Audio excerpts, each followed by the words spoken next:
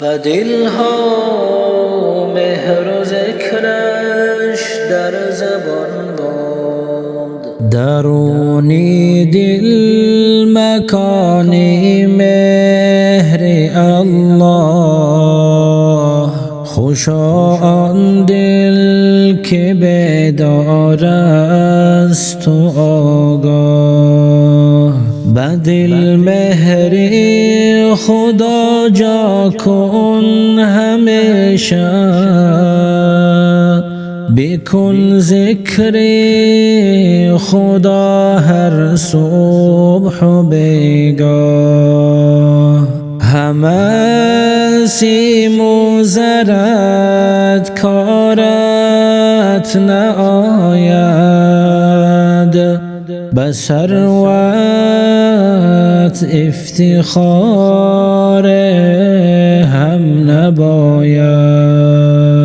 بدان که می روی نزد خداوند، نصیبت پاره کرباس شاید. اگر دنیا بگیری سود از آن نیست، بسوز عالم را دود از آن نیست.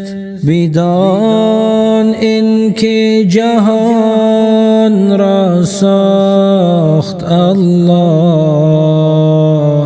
بغیر بندگی مقصود از آن نیست. به دلها مهر و ذکرش در زبان باد، براهش در شتاب روح و روان باد.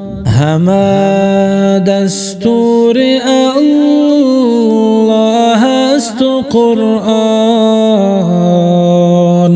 مرا قرآن بالاتر ز جان باد.